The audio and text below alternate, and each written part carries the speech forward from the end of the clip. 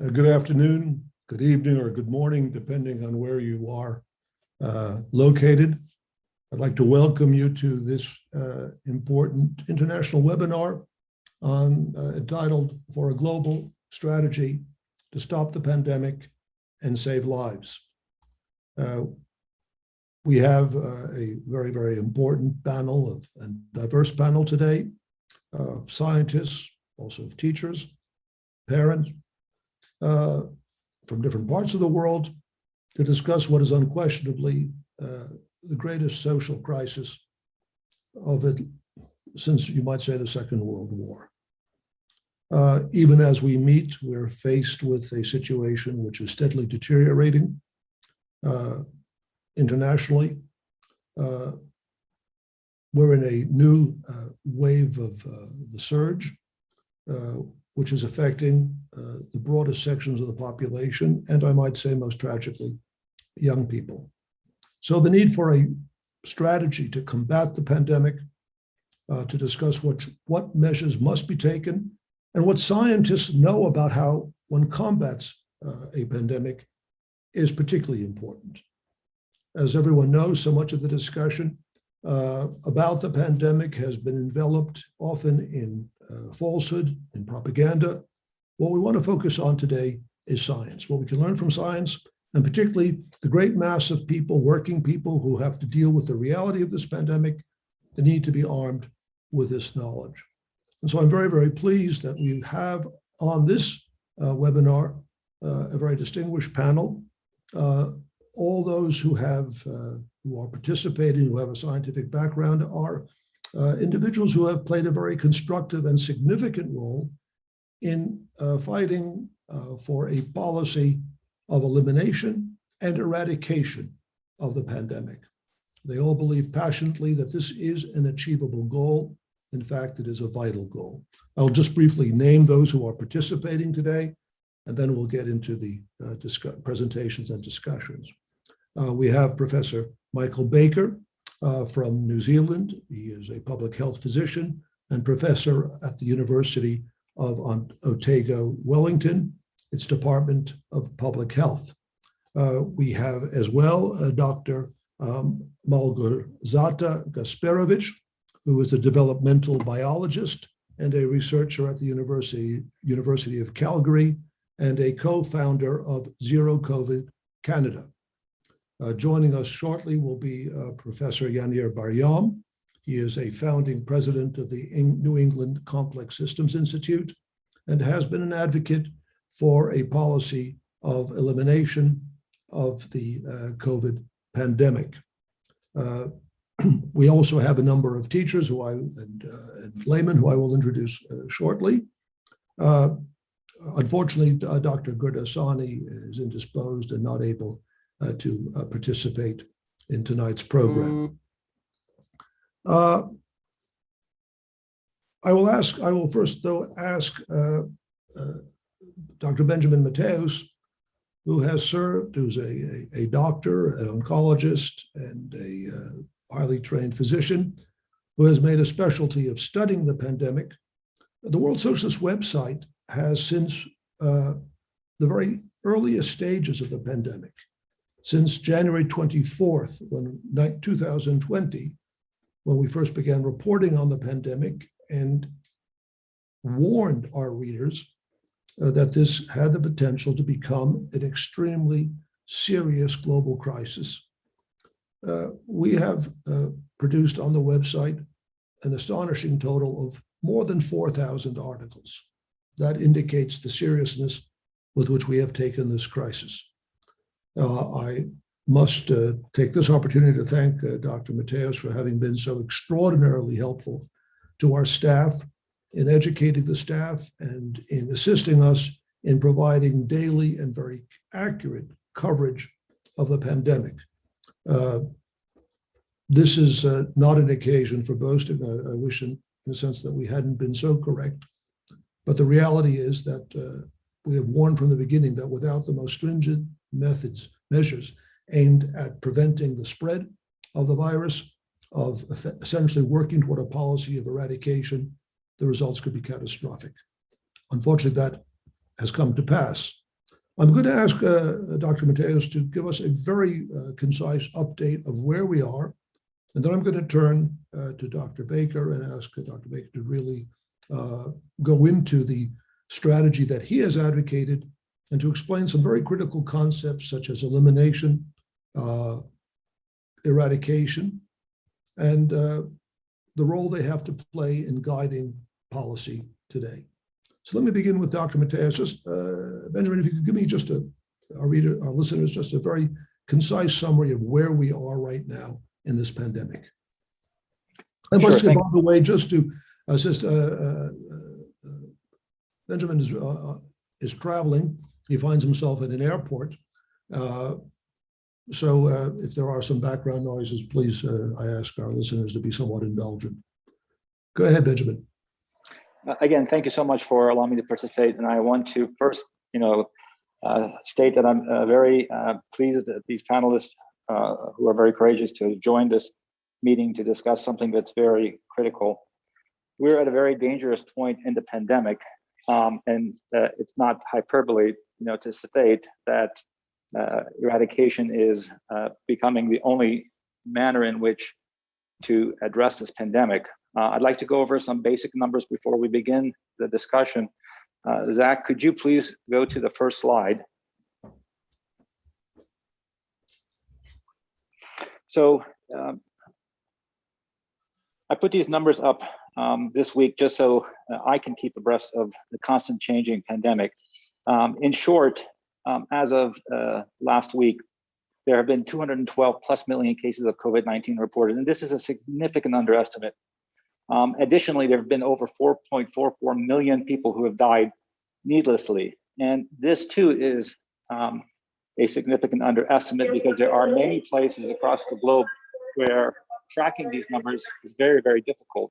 And there are modeling studies that have analyzed this, and excess deaths could be over 10 to 12 million. Now, last week, we saw 4.5 million cases, a 3.5% increase, with astounding 67 plus thousand deaths in 1 week. That's close to 10,000, which is approaching the peak of the winter of last year. Now, there have been over 4.54 billion doses of COVID vaccines administered. 32% of the world's population has seen one dose. A quarter has been fully vaccinated, but a majority of, especially the low-income nations, have yet to see even one dose of the vaccine. Next slide, please. And this highlights this discrepancy and lack of equity in the distribution of vaccines.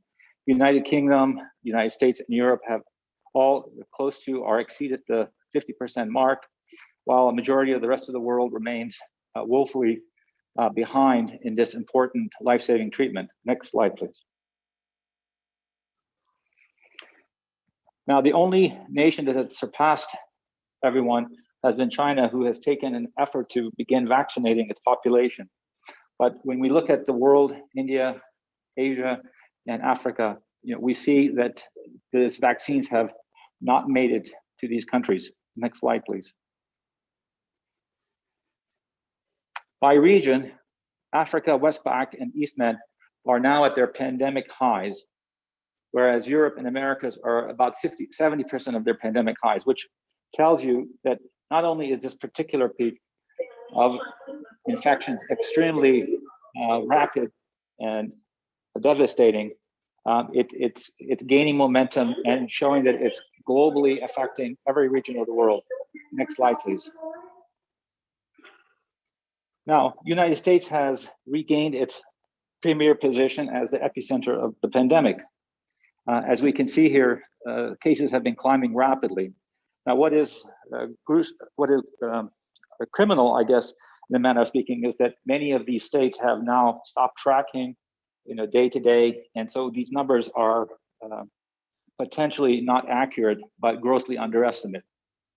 Next slide, please.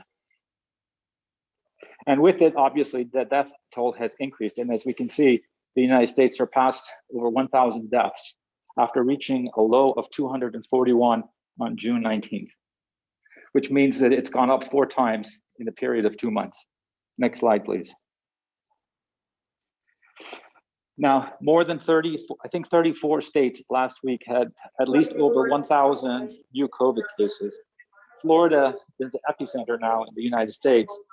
And rather than shutting down and protecting the population, the governor has used Regeneron, which is the monoclonal antibody, to try to treat patients.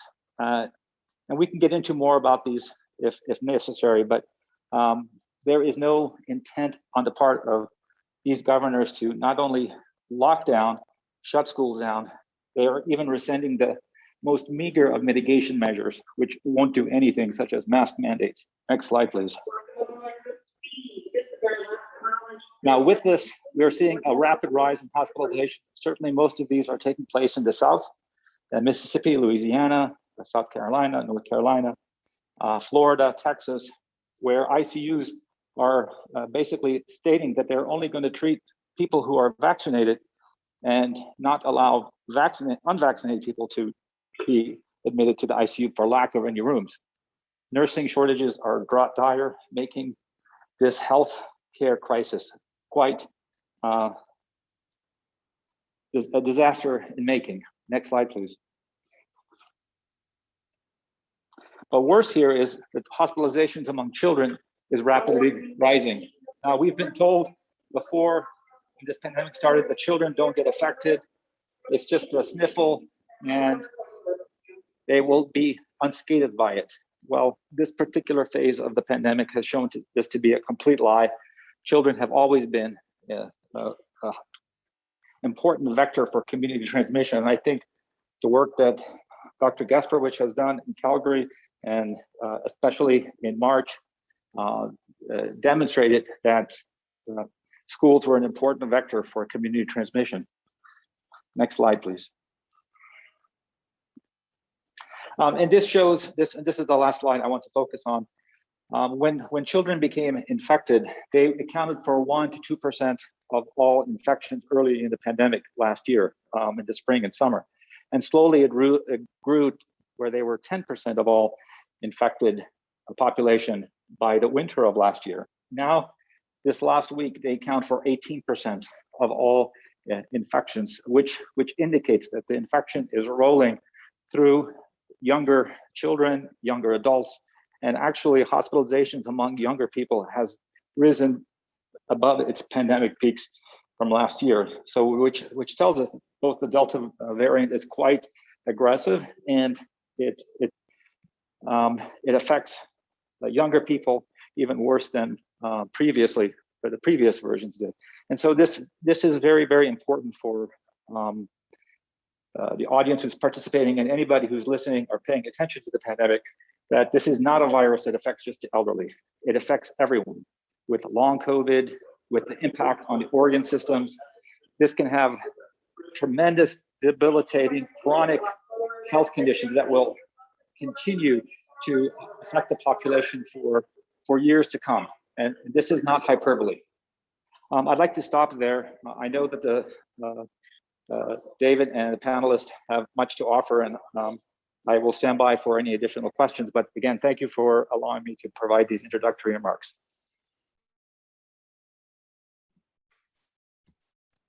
Thank you very much, Benjamin.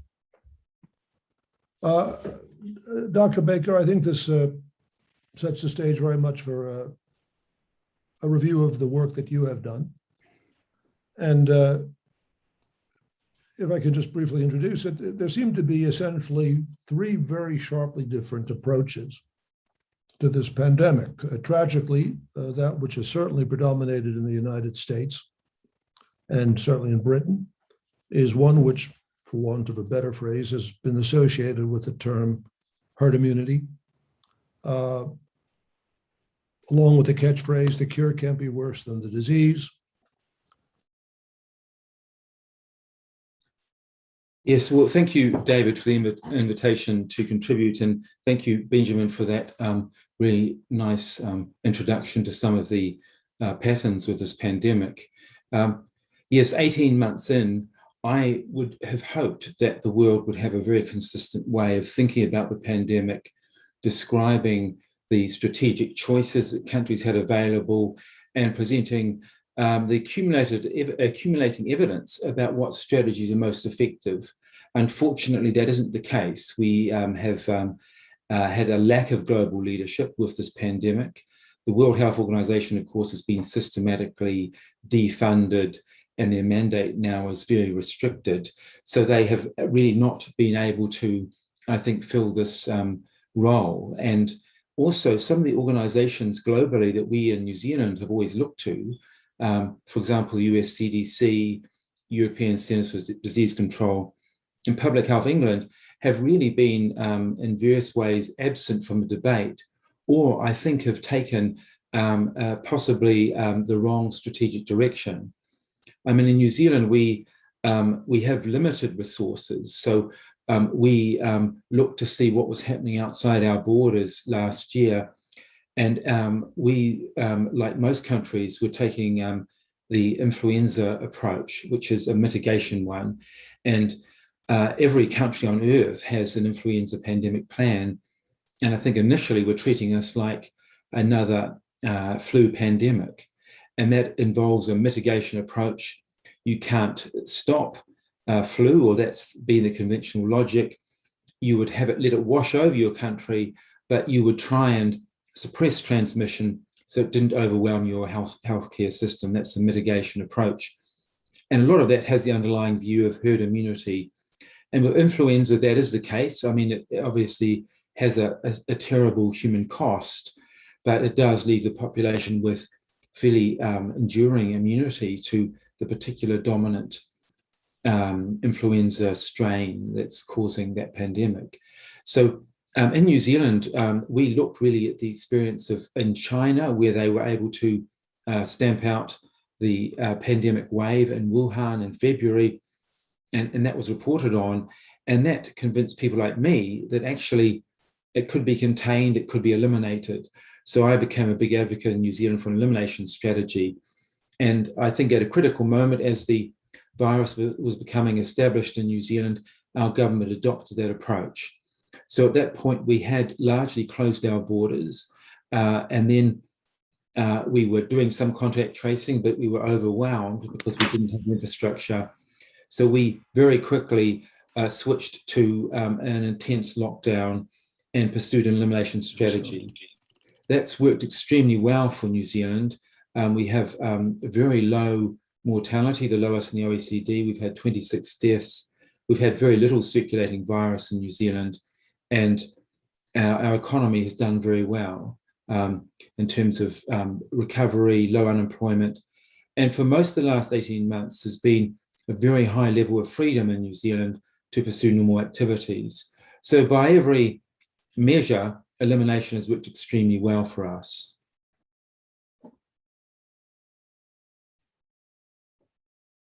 I have to apologize for an unexpected technical disruption. I don't know quite how that happened. I may have missed a part of your answer. The claim is made that elimination and eradication is a pipe dream. Perhaps it could be achieved in a small country, but it is not viable in a larger population. And there's been a lot of confusion over what eradication actually means. Could you explain some of the relationship between elimination and eradication? Yeah, well, look, elimination is, I mean, there's basically a fork in the road. If you have an infectious disease problem, if it's significant, you can control it, which is what we do with many serious infectious diseases like HIV/AIDS. We try and suppress transmission in various ways. Or if you have the tools, you can eliminate it, which means that you have no more circulating virus or bacteria or whatever, the pathogen ceases to circulate in a population, so you get no more cases.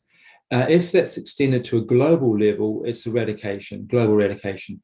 So that's obviously a very high bar. It's been achieved with smallpox in humans and rinderpest in animals. So what we've seen with elimination approaches is it was really first achieved in Taiwan, who basically shut their borders very early on in really at the start of last year. And succeeded in keeping the virus out. China had a tougher task, but by March had largely eliminated transmission across China. And a number of other countries took similar approaches, certainly New Zealand, Australia, and other countries. It's the dominant approach in the Asia-Pacific region is elimination. So at the moment, you now have mainland China, Hong Kong, Taiwan, Singapore, Australia, and New Zealand that have largely succeeded with elimination. Now, all countries have setbacks. The virus can be reintroduced. So it doesn't mean necessarily zero COVID. It means that you are aiming for no sustained transmission in your community. And remember, this is a very familiar strategy. It's used for polio at the moment globally, and also measles and rubella.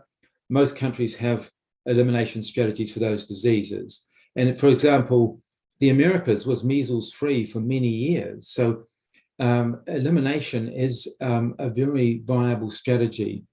At the moment, or last year, in 2020, there was a bigger set of countries that were succeeding in eliminating this virus just with public health and social measures. And that included places like Vietnam, Mongolia, Thailand, Laos. They just managed their borders, and they also did intense contact tracing, mask use, and so on. So many diverse countries with huge populations, long, complex land borders have been able to eliminate COVID-19 for sustained periods. Now, that's before we even had vaccines. Now we've got vaccines, we've got another tool which makes elimination easier to achieve. So it is certainly achievable and sustainable in a diverse range of countries. Let me ask you this on the fall. Why is it not possible, particularly with this disease, to approach it solely from the standpoint of vaccine alone? Now, we know, in fact, the vaccines are so undistributed throughout the world at the present time that it is not a viable strategy as it is for eliminating the COVID. But why is that ineffective or inadequate in and of itself? Why are public health measures such as those which you are outlining absolutely essential? Yeah, well, look, firstly, when we didn't have a vaccine, all we had were what you call pretty basic, almost medieval public health measures of managing borders with quarantine, which has been around for centuries as an intervention, and then lockdowns, which I guess does have its long historical trend or history of being useful for controlling epidemics. But very tough on populations. So you're better to manage this virus, and that's our main approach, has been borders and then contact tracing and again, quarantining contact. So with the arrival of vaccines, obviously this has got a lot easier. Unfortunately, of course, the virus is continuing to evolve because of its the selective advantage it gets from being more transmissible, and over time it will, of course, develop increasing resistance to vaccines. So the problem with vaccination is it's very good at preventing you developing serious illness or death. It's not as effective at stopping you getting infected and also particularly passing the infection on. And this is partly because the vaccine tends to give you systemic immunity, which prevents serious illness, but its effectiveness at giving you mucosal immunity so that the virus can no longer latch on to receptors in your airways is a bit limited. So that's why, given the Delta variant is so infectious, and that the vaccine has a limitation of stopping in terms of its ability to stop transmission, we cannot vaccinate our way out of the pandemic. Even if we had global vaccine access and quite high coverage, we'd still have circulating virus. So we need to combine vaccine with public health measures.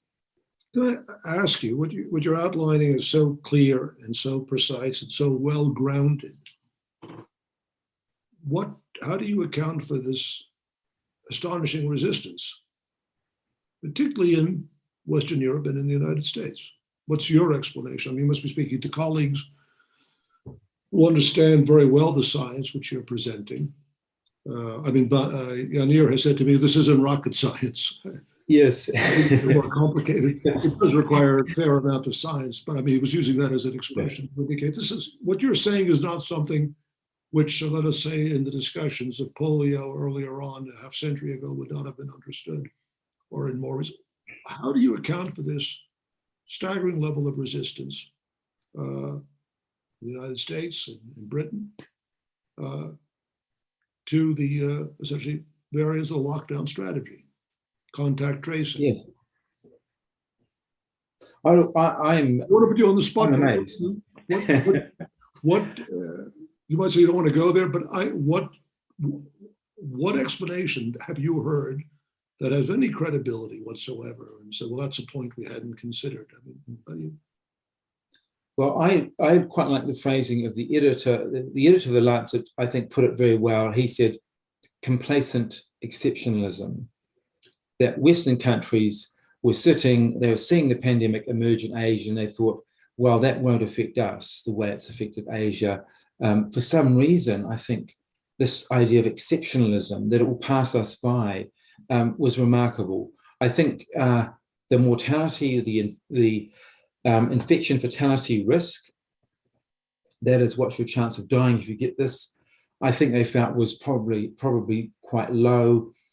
I think the 2009 flu pandemic turned out to have a low infection fatality risk, not much higher than seasonal influenza. I think there was a feeling that they didn't want to overestimate the risk. I think it was a failure of risk assessment, and after that, it was a failure of risk management. By the end of January, there were very good papers appearing in top journals by a good epidemiologist saying, this is going to be a global pandemic. This is a likely... About January 2020. Yeah. Saying this is going to be a global pandemic. This is the infection fatality risk. On the back of an envelope, I did the simple calculation of saying the proportion of the population who will be infected would be looking like at least 2/3 based on how infectious it was. The infection fatality risk was looking like about 1%. So right away, it's going to kill 30+ million people across the globe unless you can stop it. So anyone with even basic public health epidemiological knowledge could do that simple calculation. And for some reason, the key agencies we were talking about before did not produce that risk assessment and say we must stop it. The other thing is, I think the history to that stage was not that you could contain pandemics of respiratory infection. But the remarkable report was one that was produced by the World Health Organization at the end of February. It was a joint mission with Chinese scientists and a team of very credible scientists from many countries went to China, and they looked at Wuhan. They said, yes, China has stopped this pandemic in full flight. It was a remarkable achievement. And I looked at that and said, yes, well, obviously we have to stop this pandemic. We have to switch to an elimination approach. And I just assumed that governments around the world would follow that advice. I mean, it was on the World Health Organization website, it's still there, and they did nothing about it, most countries. And then we could see the success of countries in the Asia-Pacific region, and still the Western world did nothing to contain this pandemic. So it is still a mystery to me why the Western world, when it could have acted, failed to. Let me ask you just, I'm not going to ask for a back of the envelope calculation, but from what you're saying, given the extraordinary transmissibility of the virus, especially the Delta variant, what does it mean to send children back to schools? Yes. What does it really mean? What are the implications of this, in your view? Well, I think Benjamin described what's happening in the US very well. The country I'm looking at a great deal was also, of course, the UK and Israel, both of whom have high vaccine coverage.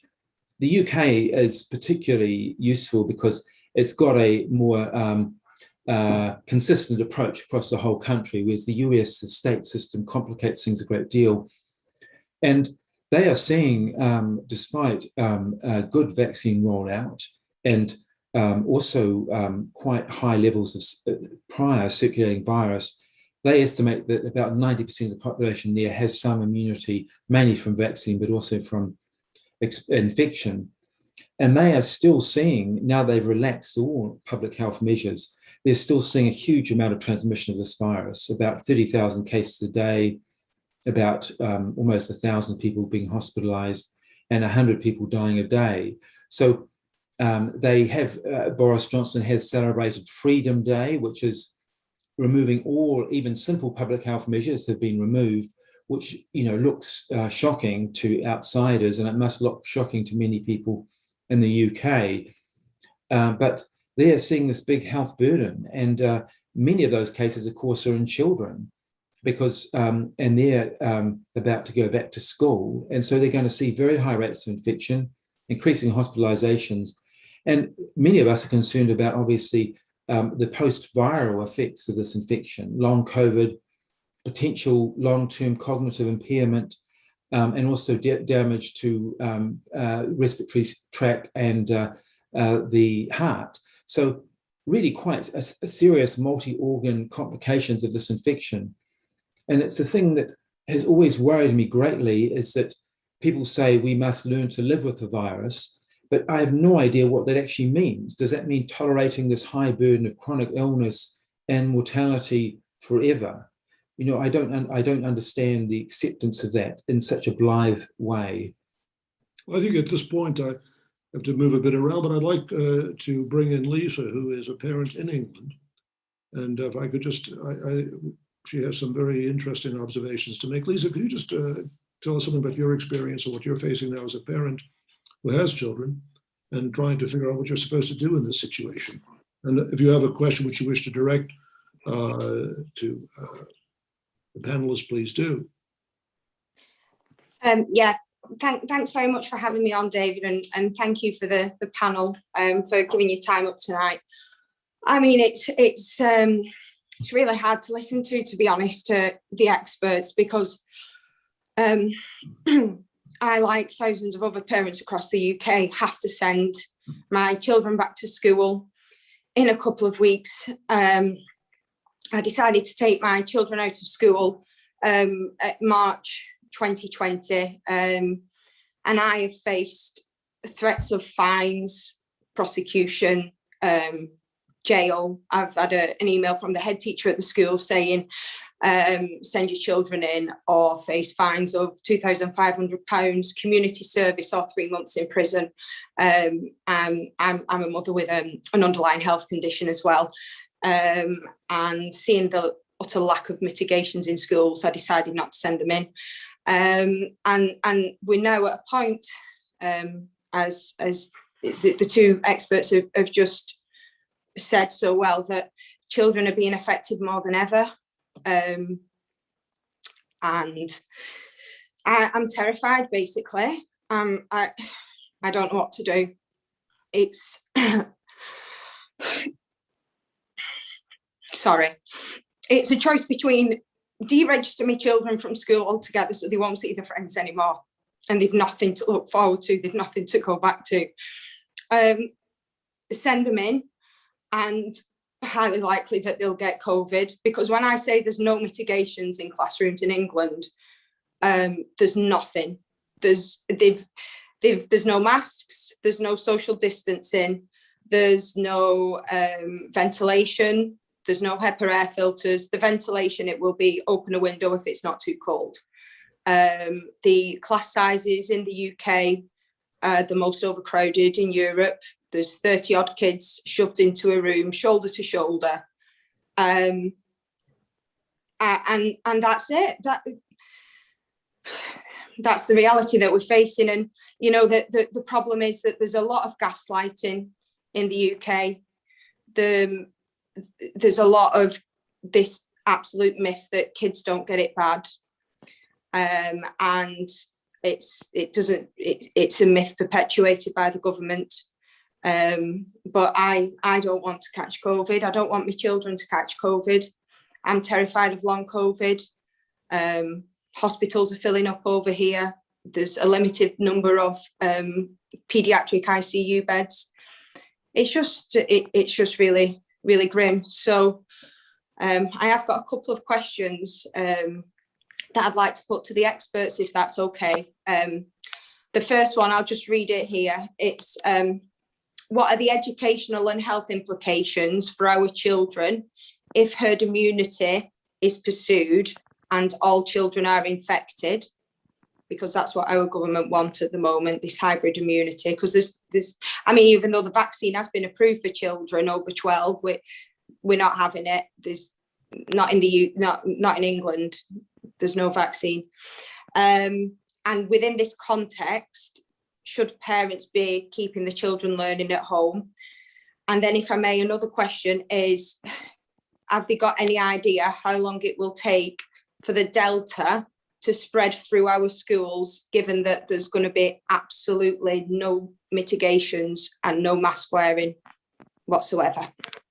Thank you. Thank you very much. I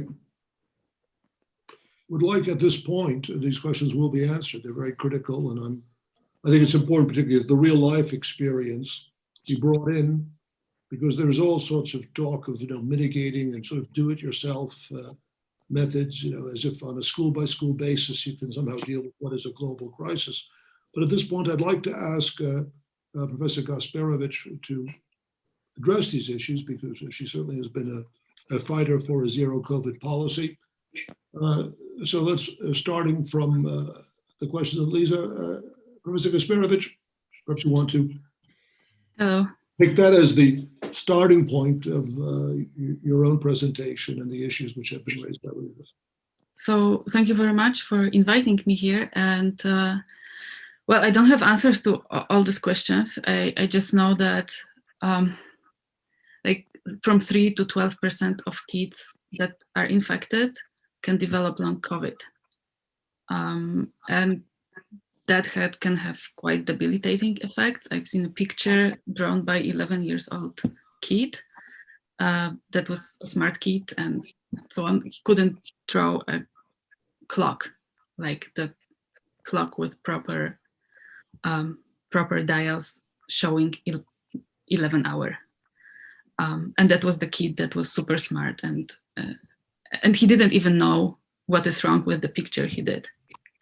So like the things like a brain fog and constant tiredness and such, it's really bad for kids.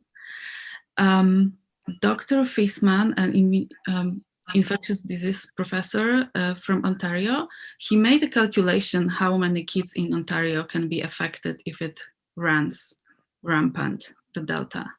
So he calculated that it will be about 7 deaths. And I don't remember now from the top of my head how many kids will be hospitalized and how many will develop long COVID. I can find it and then send it to you, this calculation. It was per 15 million population around. Another person who did great modeling is a group of Professor Caroline Colley from British Columbia in Canada. And they made a projection how many kids will be infected if it just grows wild, and it's a lot. Like basically the peak would be by end of September, October. Like I can also send you those models, but it will go wild. I just hope that with this mitigation strategy, at least when decision makers see the hospitals being full, that they will stop it. But it will take a lot of kids getting infected before they will react.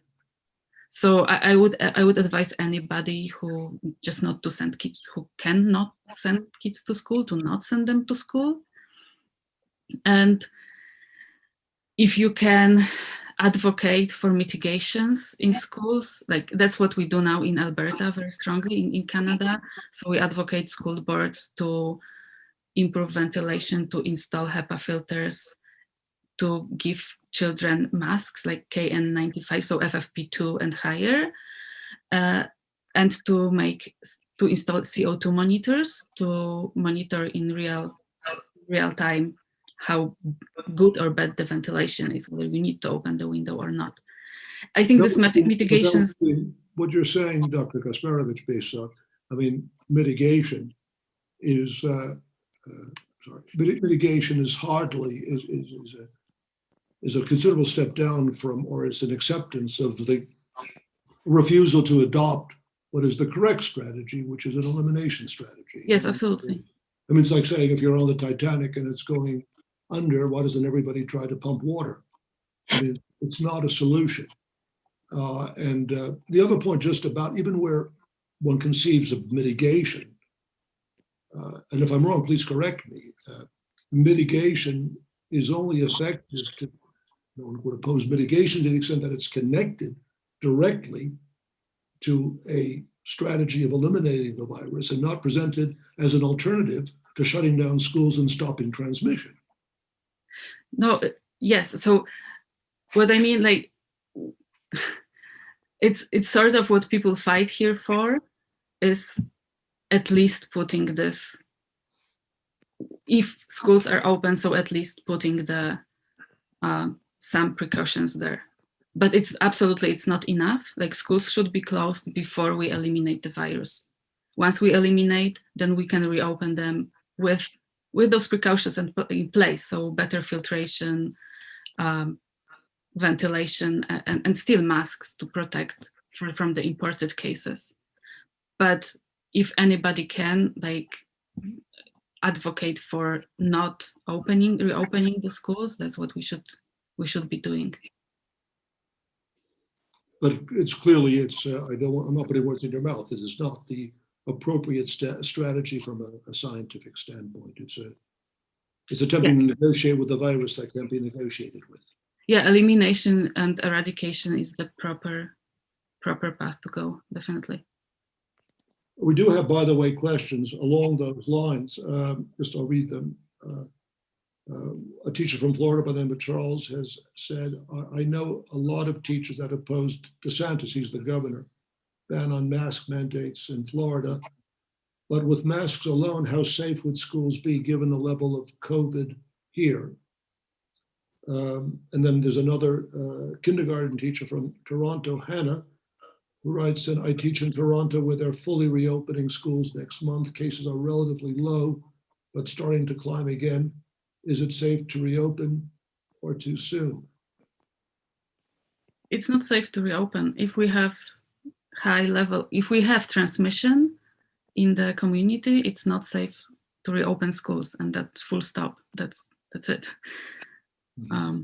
Like, unless we have no transmission, we shouldn't reopen in-person schools. Benjamin, you have your hand up, so go ahead. Yes, I wanted to answer the question I think the mother from the UK, Lisa, had asked. It's a very good question, and this is just kind of follows with what Dr. Gasperowicz had stated. We have experience already in August in the US, in Florida, South Carolina, and Georgia, school districts with 5,000, 6,000 people. And within 2 weeks of opening, about 15% of the student body was either infected or quarantined, and 25% of staff were either infected or quarantined. And they had to shut schools down because they didn't have enough people to keep the schools running. It's not that if you open schools, what percentage will become infected. Is that if you open schools, you're going to create a health crisis. There is it's not a middle ground here. And to the point that Dr. Gasperowicz said, mitigation can only be used once elimination and eradication is accomplished. Lisa, did you want to speak? I just... Yeah, I did. Thanks both so much for your answers. You've just, it's nice to be spoken to and not lied to for a change. I really appreciate you not gaslighting, because that's what I'm thinking, to just not send my children in, and it's kind of being made out to be a neurotic mum for that. Just one thing, when you talk about mitigations, when I say there aren't any mitigations, there are children at my kids' primary school. So I've got Alex, who's 11, and Helena, who's 8. There's kids at their primary school who's been made to take the mask off by the head teacher before they enter the school building. So there is nothing to mitigate. I can't tell you how many letters I've written to my MP. I've written to every councillor in Wigan. I've written to the Assistant Director of Education. The only reply I ever get is we're following the government guidelines. And when I say, well, they're not worth the paper they're written on, it's, well, we're following, there's nothing you can do. I know another parent, a dad, who has offered to buy HEPA air filters for his daughters at primary school. And they said, no, we can't do that. It's a can of worms. Where do we stop? So there is nothing. There is literally nothing. There's no masks. There's no social distancing. The buildings are overcrowded. They're often crummy. There's no ventilation. There's absolutely nothing. I'm going to ask at this point, we have a teacher from Melbourne who'd like to direct a question to Professor Baker. Go ahead, Sue. Can you get on?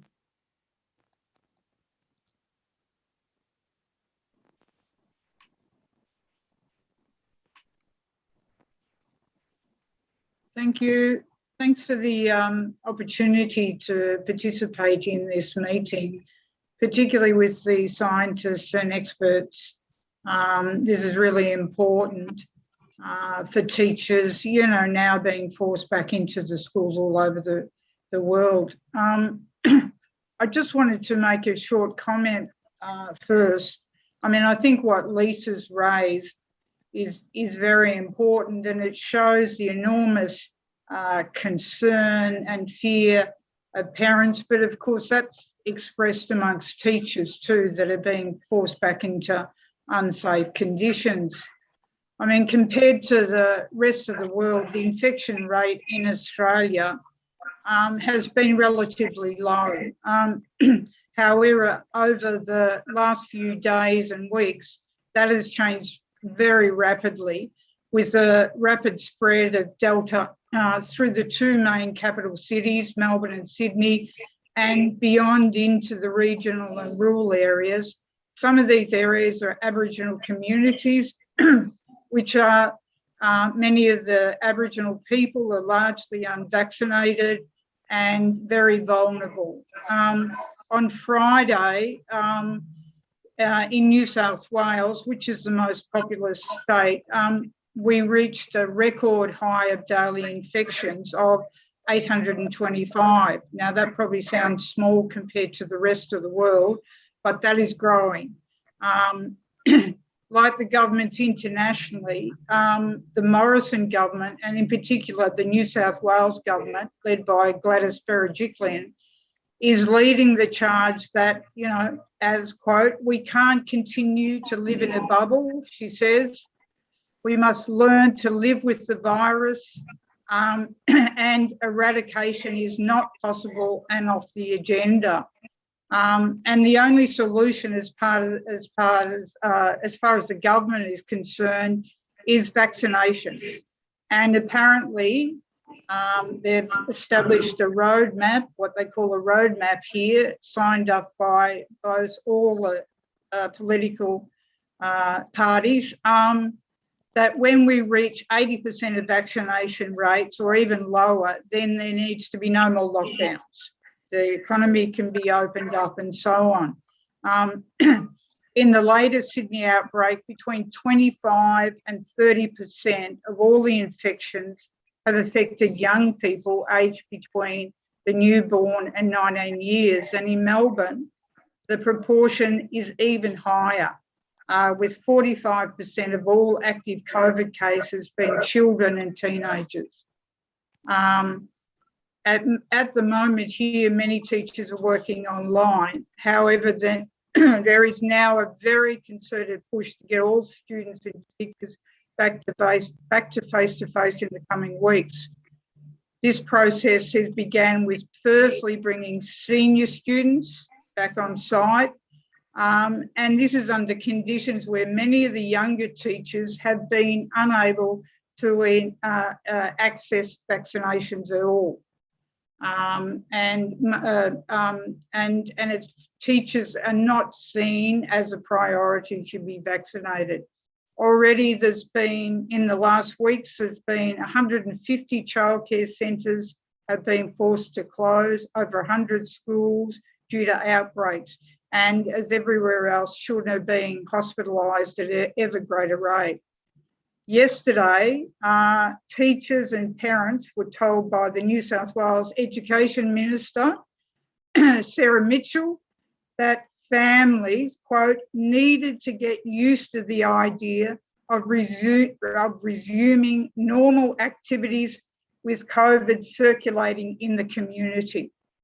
Now, what does that actually mean? I mean, you know, I'd be interested to hear, I mean, our experts have already started to answer this question, but you know, as Lisa said, the schools, you can't have social distancing, classes are overcrowded, teachers are unvaccinated, kids are unvaccinated, and all the governments are pushing teachers back. Let me ask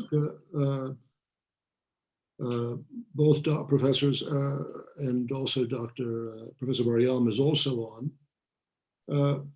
What are the implications of this? I mean, we've now had a description of the situation in Britain, in Australia. I know we'll also have some input from Brazil and from Tennessee.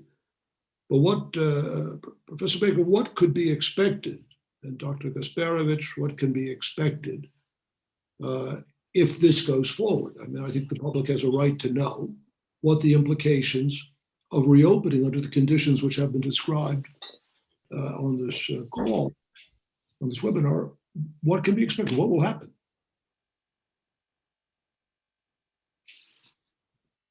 Well, I see that the data are pretty clear for the UK that you're going to have essentially several million children and young people infected over the next few months. And even if adverse events are less than we suspect in terms of chronic illness, just the sheer number of children and young people being infected means that we're going to have a huge burden of preventable illness in young people. And some of this may be permanent. We don't know. And that is obviously very harmful for those children and their families. And also it's creating a huge avoidable burden of disease for the whole health system. I mean, the precautionary principle means that you do not allow a population to be exposed to a hazard when you do not know the consequences of that and where you think that the effects may be severe. So a responsible government would not allow that to occur.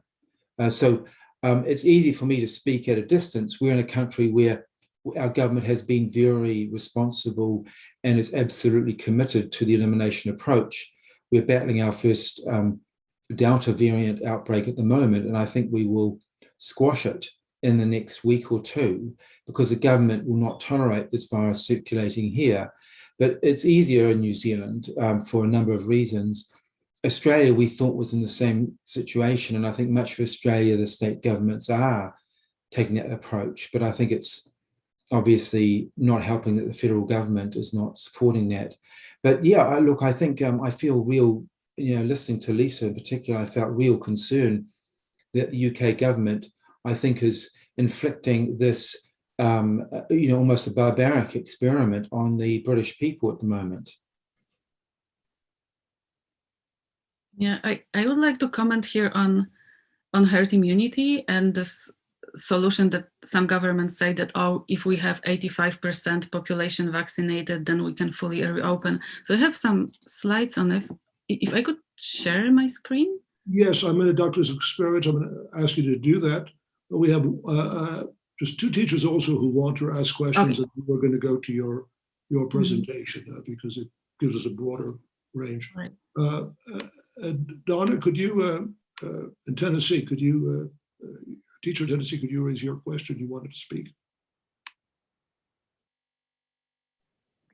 Hi, thank you. Thank you for inviting me to speak, and thank you to our experts who are shedding light on what is otherwise unclear, to say the least, for us here in the South. I'm a teacher in East Tennessee, and I've been a member of the Tennessee Rank and File Safety Committee since its inception last September, when it became clear that our leaders and our unions weren't going to advocate for safe working conditions in schools. I'd like to share some recent data about the current surge of COVID in the Southeast, and then I'll share some anecdotal information about the first few weeks of school in Tennessee since we've been open. The University of Tennessee Medical Center, which is located in Knoxville, is a regional hospital in Northeast Tennessee. It has begun posting COVID-19 updates on Facebook since Knox County Health Department was dissolved in the spring of 2021. The Knox County's Health Department weekly updates were up until that point sort of one of the only sources in the region for COVID information. As of August 19th, new cases across the Southeast have already exceeded the daily rate of new cases during the peak of our winter surge in January of 2021. Louisiana has well over 5,000 new cases per day, and Mississippi has over 3,000 a day, and the numbers are still rising. Tennessee is about 2 weeks behind its neighbors to the south, and new cases are expected to reach comparable levels in the coming weeks. On August 19th, Tennessee reported 7,238 new cases. The last time new cases exceeded that number was in January during the peak of our winter surge. From August 12th to August 19th, hospitalizations in Northeast Tennessee have risen from 302 to 418. At the peak of the winter surge in January, hospital census was 615 COVID patients in hospital in the region. At the current rate, the UT Medical Center doctors are predicting hospitalizations will exceed the 615 number by August 30th. And then by Labor Day, September 6th, the number of hospitalizations is expected to reach 741. The average age of in the University of Tennessee Medical Center's ICU is 47 years old, and these patients were healthy when they were infected and when they arrived at hospital, they were healthy. But what's a little bit frightening is that 10 to 13% of patients that they're seeing in the ICU have been fully vaccinated. Statewide, on August 20th, Vanderbilt Hospital in Nashville reported that only 7% of ICU beds are still available in Tennessee. I provided that data to give you context about what teachers and students are facing as they're walking back into schools. Teachers are back in classrooms full of students where social distancing is not possible, and hallways full of students with no masks and questionable ventilation systems. District and school administrators are conducting school as if there is no COVID-19. School board meetings have been acrimonious, pitting parents worried for their children's lives against their anti-masking peers and board members who want school to be quote unquote normal. There is no contact tracing in schools. Parents are organizing Facebook groups to track cases in their schools. Other parents are suing districts for breach of the Tennessee law, which provides a safe learning environment for their children. Despite these efforts, teachers and students' absences are rising because of infection or exposure at nearly the same rate as late fall of 2020 when the winter surge was beginning. Teachers are again having to cover classes for their sick colleagues because substitute shortages. Teachers forsake their planned time while increasing their exposure to infection.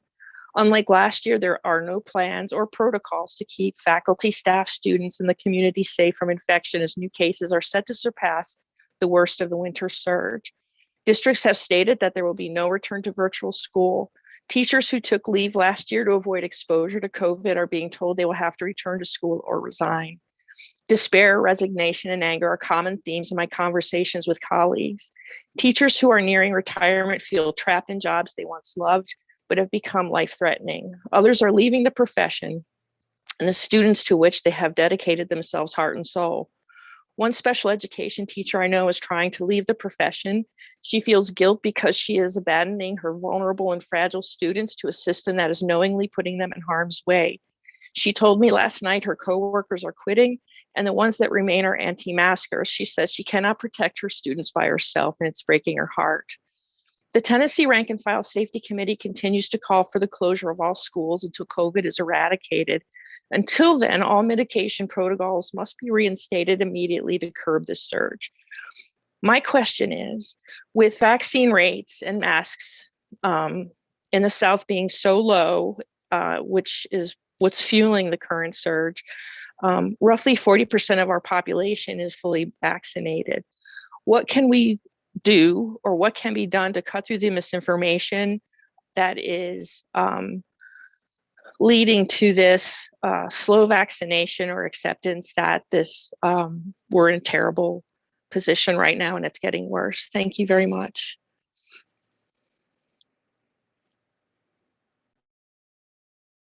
Thank you very much, Donna. And just now, before Dr. Gasperowicz will answer, and I'll ask Tomas from Brazil, where the situation is, I know, horrific. If you would just speak briefly and explain what you're facing. Yeah. Hello, everyone, and thank you for having me in this meeting. I am Tomás. I'm a middle school teacher from Brazil, from São Paulo, southern Brazil. And I first of all would like to raise one, I think, a critical experience that we had in Brazil. You know, I think Brazil is one of the countries that has more consistently implemented the herd immunity strategy, with a devastating result of now 575,000 people dead from this disease, and in a continuous overwhelming situation. But, you know, this was first and foremost defended by the president, Jair Bolsonaro, who since the first moment of the pandemic has said that all the population should get infected, that the pandemic was like a rain that would wet everybody, and there was nothing that one could do, and that the economy should not be harmed to protect people. But it was also implemented by local politicians. And one example was the city of Manaus in the state of Amazonas in northern Brazil, where in the beginning of 2020, we had, it was the first state to have a hospital collapse. They had to use bulldozers to dig mass graves to handle their COVID-19 deaths. And a couple of months later, there emerged some claims that herd immunity was already achieved in Manaus. And by August 2020, the state governor decided to reopen as much as he could of the economy, and it was the first state to reopen schools. Only a few months later, we had a new rise of cases among the population, and a new variant was born, which is called the P1 variant or the Gamma variant, which was a very important factor in the development of the second wave in Brazil at the end of last year and in the beginning of this year. And this variant had, you know, a very virulent character. It seems that it was very responsible for the overwhelming number of children dying from COVID in Brazil, which, you know, some of the government data that was released, there's not much, but they say that since February, the hospitalization of children under 5-year-old rose by 191% in Brazil. And just in the first 6 months of 2021, 1,581 young people between the ages of 10 and 18 died from COVID-19. And right now, I think we are living a very critical moment in Brazil, because I think from the most superficial level, there's a drop in the number of cases and deaths. And right now we have the lowest levels since January. But that's a very superficial approach. I might say I'm not a scientist, but from, you know, what scientists are saying in Brazil, we have actually 2 curves of the pandemic developing at the same time. We have this Gamma variant that is decreasing, you know, there's more immunity from this variant, And at the same time, we have the Delta variant rising very rapidly as the dominant variant in Brazil. So we are in a very critical situation because right now the policy that is being pursued across the country is of, like you have said about the UK, or just as Biden have said, about the United States, the independence from the pandemic.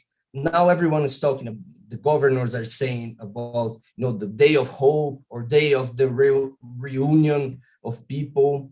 And particularly in São Paulo, which is the most populous state in the country, the governor, it's now pursuing the largest reopening since the beginning of the pandemic.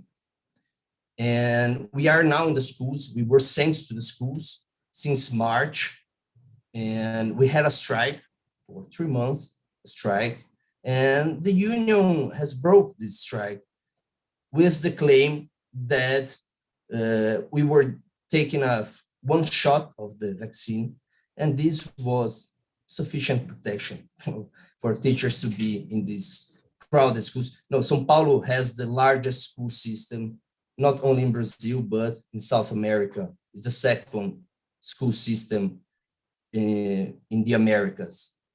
And schools remain completely open. And now we are seeing, in the last weeks, we are seeing a rise in cases among the schools. I can say myself that last week we had the first surge in the school of two teachers infected there. And teachers are very concerned about the situation. And I would like to ask the scientists, the specialists, what is the implication of, because right now we have, let's say it's about, in São Paulo, we have around 30% of people with a first shot of the vaccine.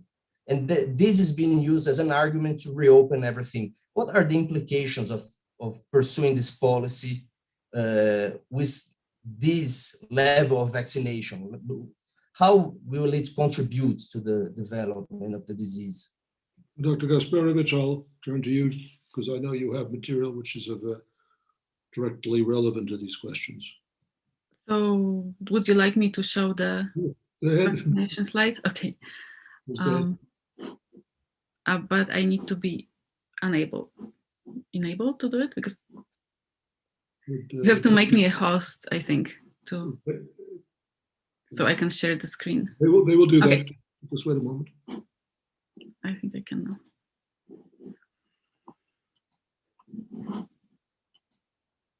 So maybe I will go directly to the slides with.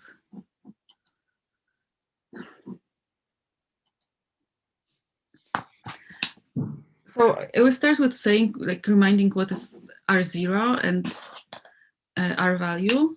So R0 says how many people on average one infected person will infect when there is no vaccination, no any public health measures, and everybody is susceptible. So R0 was 3 for the variant that infected Europe. And now we we let the virus spread and it could mutate, and it mutated, it evolved into a much faster, much more spreadable variant, and it are basically doubled. So now one person, instead of infecting 3 people, can infect between 5 and 8.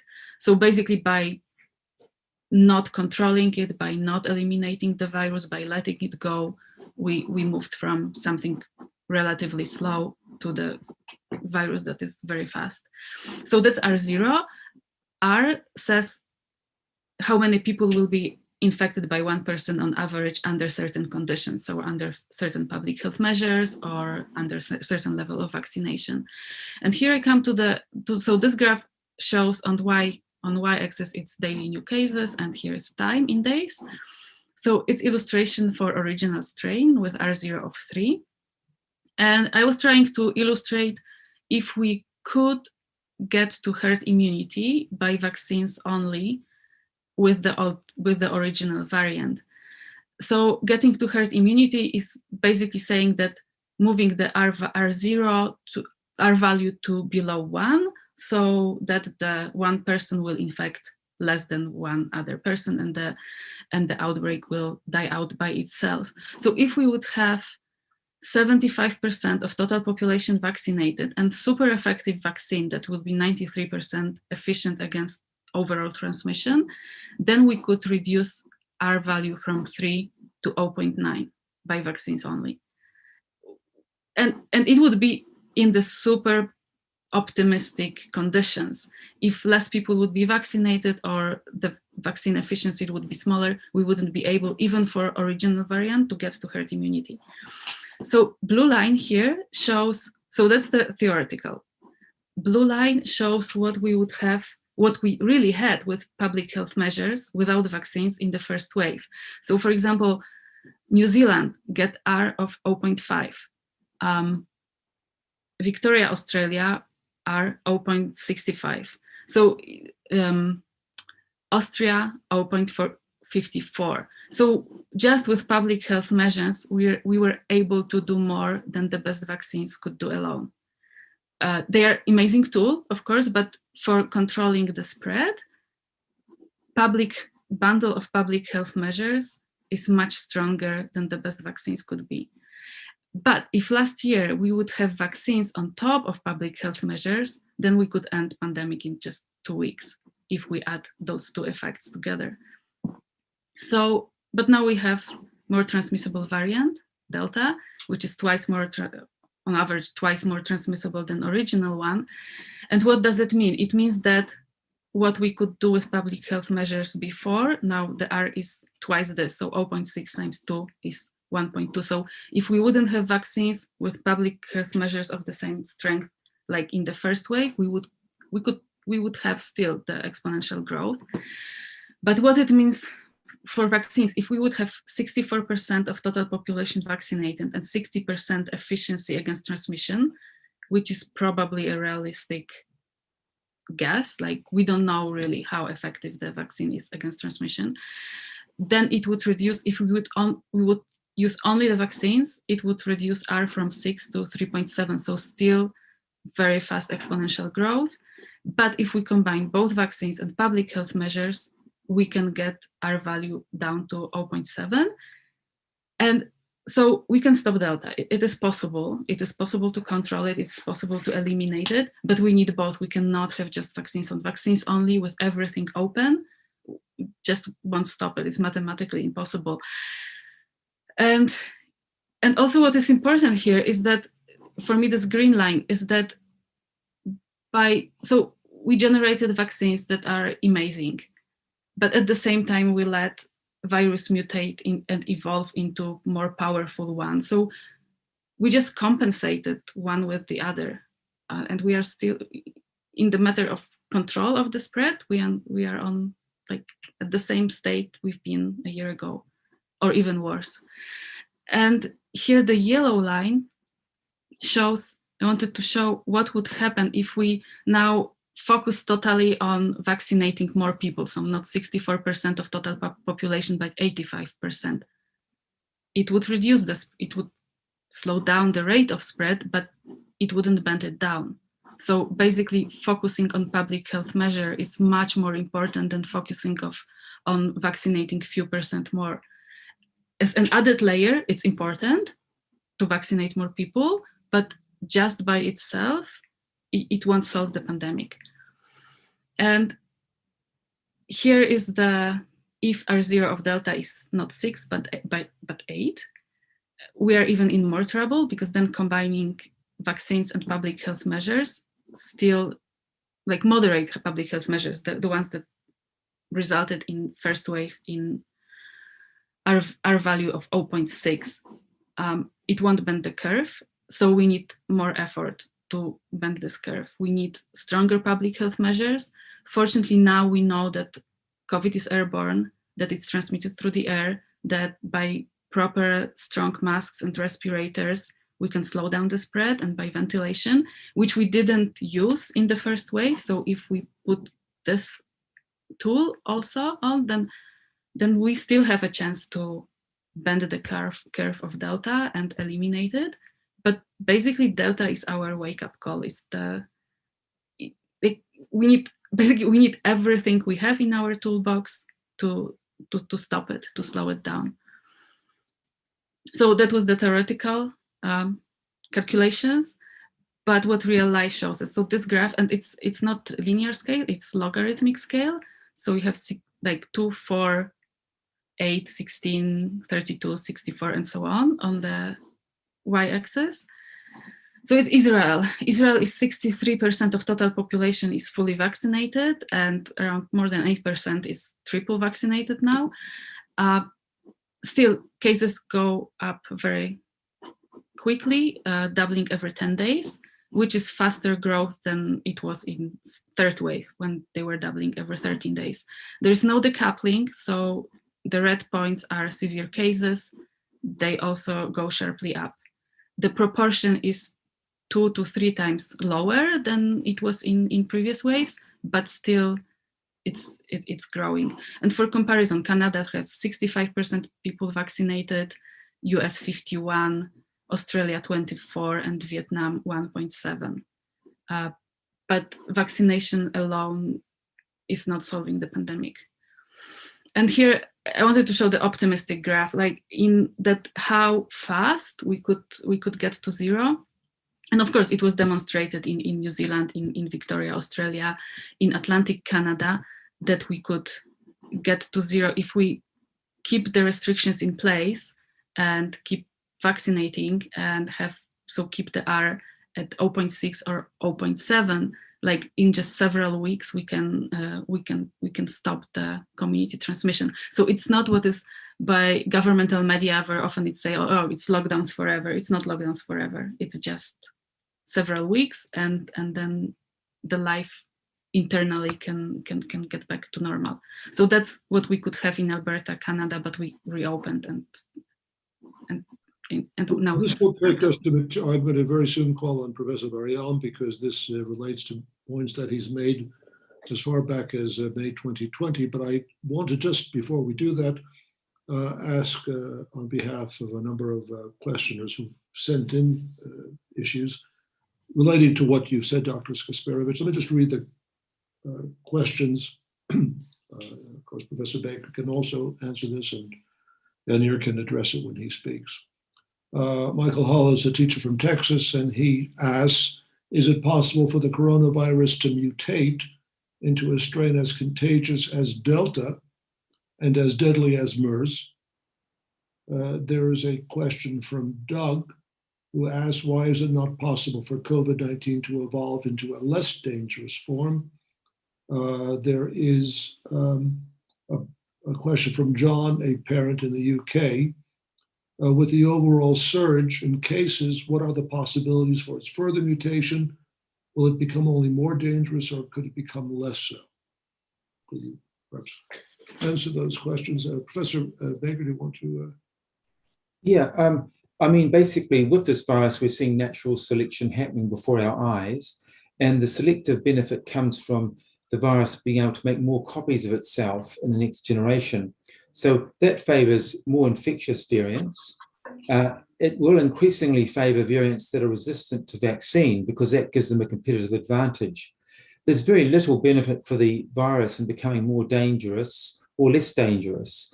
So we would expect it to probably stay just as lethal as it is now, with an infection fatality risk of about 1% across a whole mixed population. But we will just keep seeing it getting more infectious. It will reach a point of what's called maximum fitness, when it's optimizing, if you like, it finds a sweet spot where it's achieving all it's making as many copies of itself as it can and dominating. And so we might see it become more infectious, but certainly I think the biggest challenge is vaccine resistance. The only thing that would change it, this is called antigenic drift, and we see this with influenza.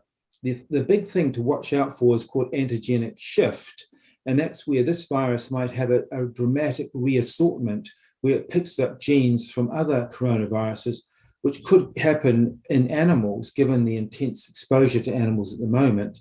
It can also happen in immune-compromised people, where the virus seems to be able to jump many stages of evolution very rapidly.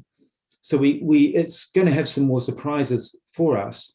And I think that's the strongest argument, and this has already been raised, for trying to suppress transmission and eliminate it as fast as we can across the globe. Otherwise, we're just going to keep creating these more harmful variants. And one thing you can show mathematically, that actually a very high infection rate is just as harmful as it becoming more lethal in terms of its population impact. And we're seeing waning immunity. So we'll need to revaccinate every 6 months or so, or give a booster. So it's just a question of, this is putting a huge strain on our ability to create and modify vaccines and deliver them to the world's population. And all we're going to see is this is going to magnify inequalities, because the people on the bottom of the heap will miss out on access to even a single dose of vaccine, while wealthy countries continue to grab the vaccine for booster purposes. So that's quite a long-winded reply. I would like at this point, to ask Professor Bar-Yam to address these issues. I just want to read something that you wrote back in May 2020, a paragraph which I think is highly relevant. You wrote that closing schools, bars, and movie theaters are good measures, but not enough. Our relaxed approach to social distancing is insufficient to stop the exponential growth of COVID-19. Until Americans consistently adopt strong social distancing recommendations, a lockdown, the disease will continue to spread exponentially. You continued, during a 5-week national lockdown, federal, state, and local authorities would ensure that all Americans stay home except to obtain food and other essentials, access medical care, or do work essential for the functioning of society. Travel would cease. We would close our borders and airports and prohibit all unnecessary travel across state and county or town lines within the United States. The US government would have to provide aid to citizens separated from their sources of income and ensure care for vulnerable members of society.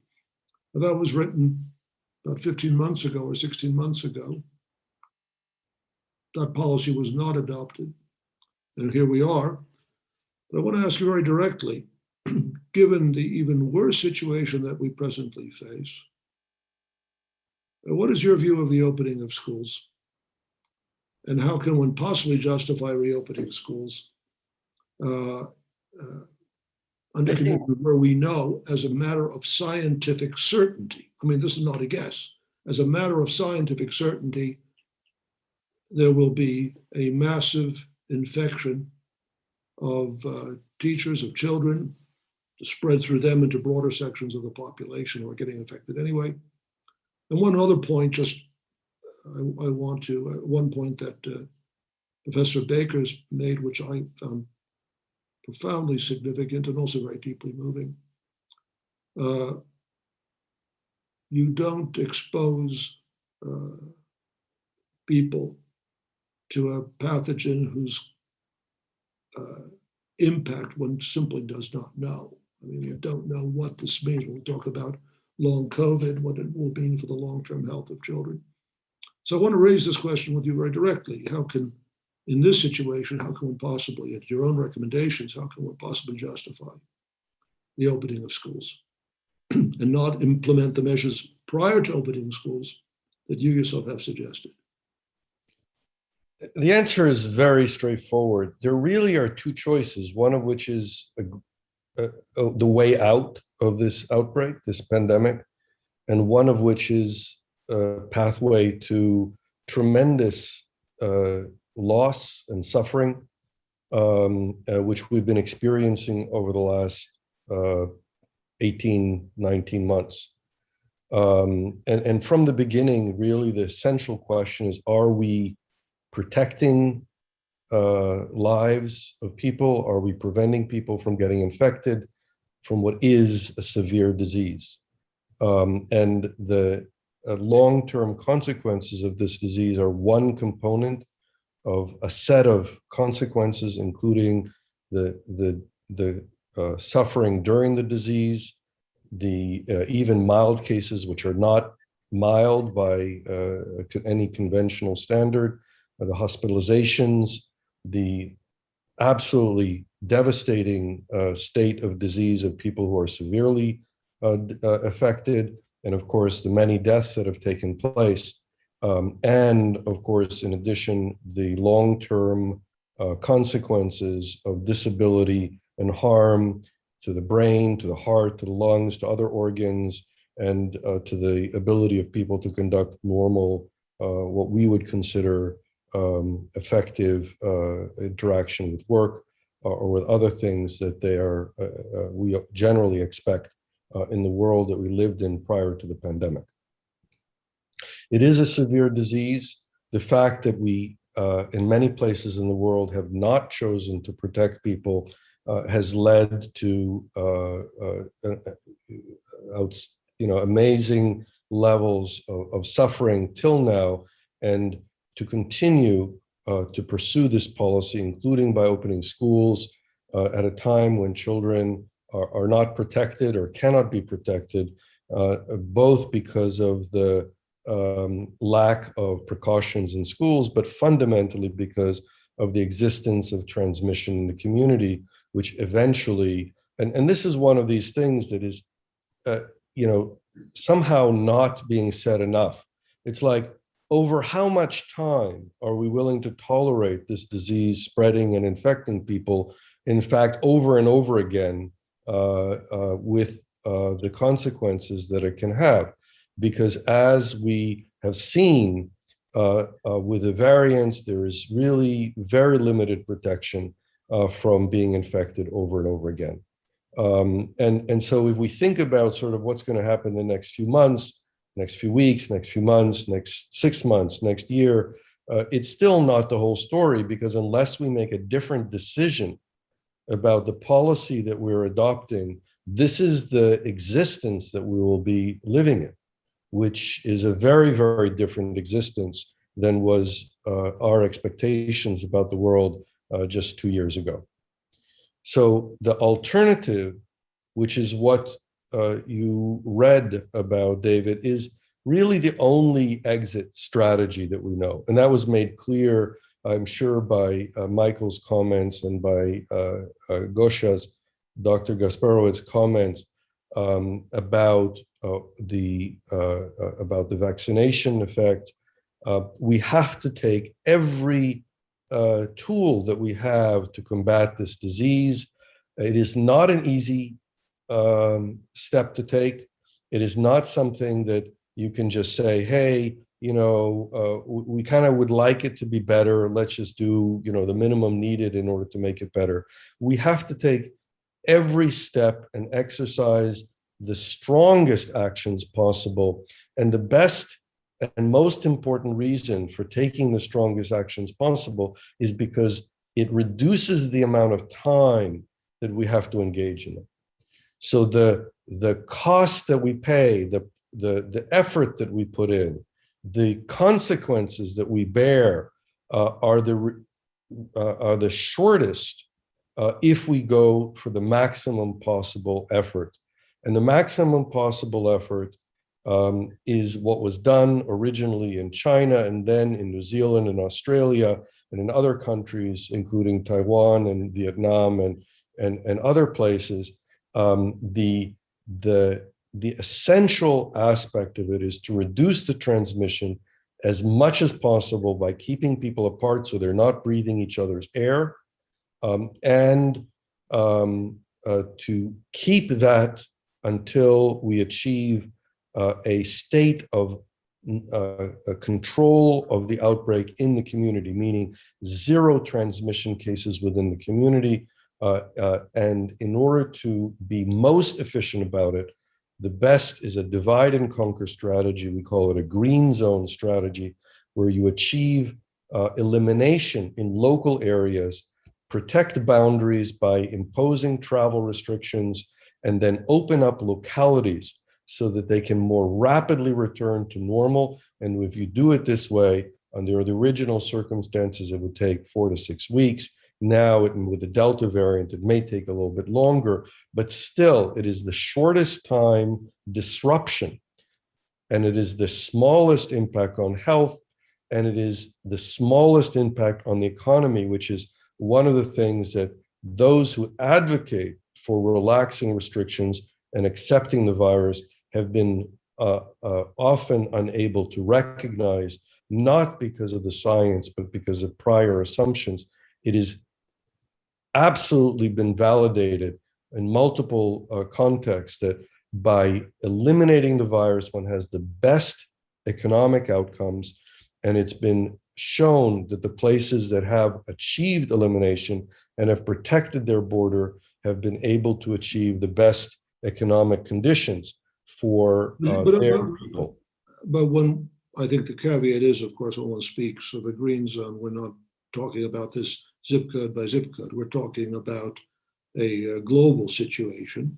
Well, let me correct that. You have to have containment of scale. Let me say that global, national, regional. We can't just do this on a community by community. Actually, it can be done on a community by community basis. In fact, there are places that do this on a village by village and neighborhood by neighborhood basis. Of course, the smaller the area, the more danger there is of re-importing cases from other areas. The larger the area, the better protected it is. So a strategy should be like a ratchet. You create a neighborhood that is free of the disease, and you protect the borders, and then you expand the area as rapidly as possible to the larger area to continue to gain from the elimination and to better protect the areas that have already achieved elimination. Now, eventually we want to, David, let me just finish, sorry. Eventually, we want to achieve global eradication, which should be the goal.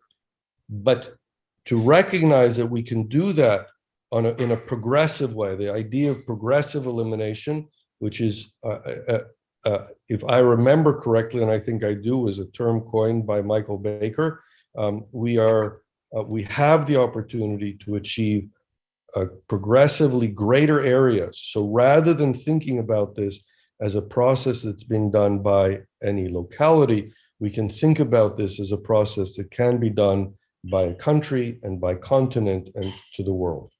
Well, let me just ask, would it be appropriate at this time to call for a national shutdown of schools in Britain, in the United States, in countries where we do not have control of this pandemic? It would be appropriate to call not just for a shutdown of schools, but as we said, if you just shut down schools, that will not achieve the goal. It's one piece out of an entire strategy.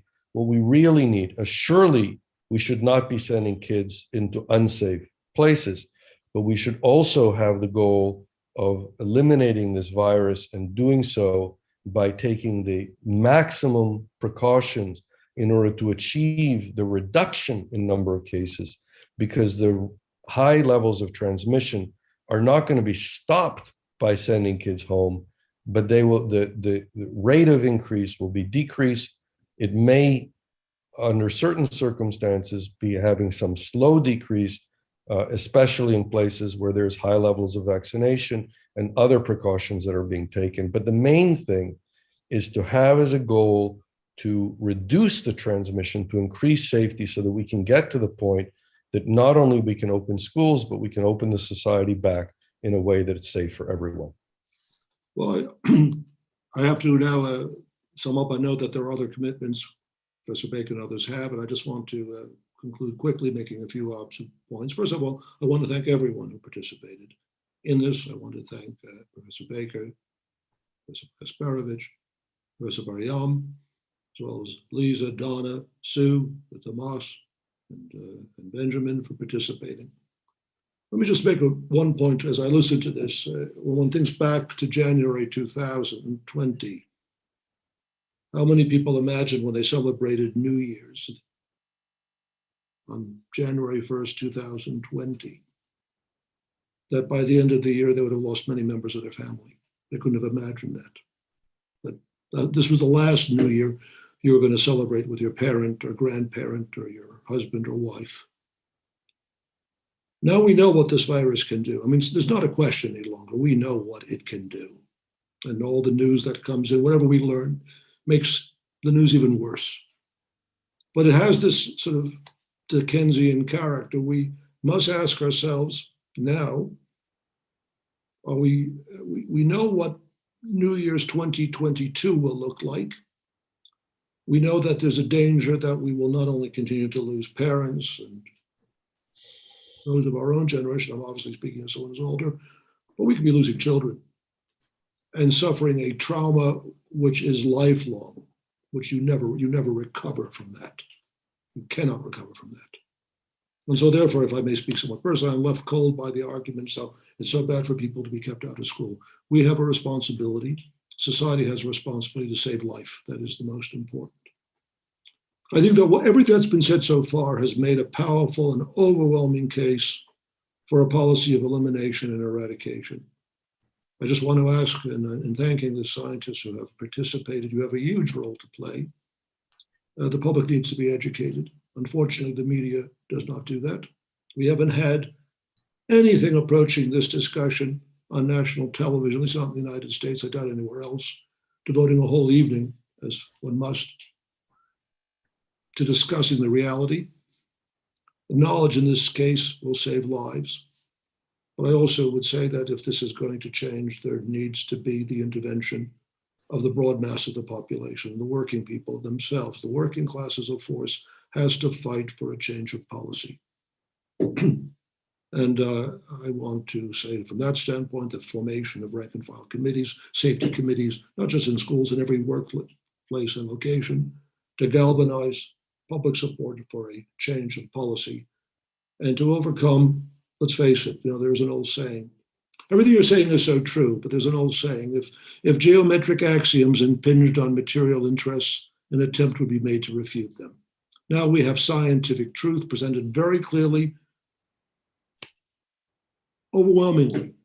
And so one is forced to recognize that there are powerful material, social, economic interests which have prevented the implementation of these policies. Frankly, kids don't go to school, the parents won't work, parents have to get into the factories, they have to make money for their employers. This is unacceptable.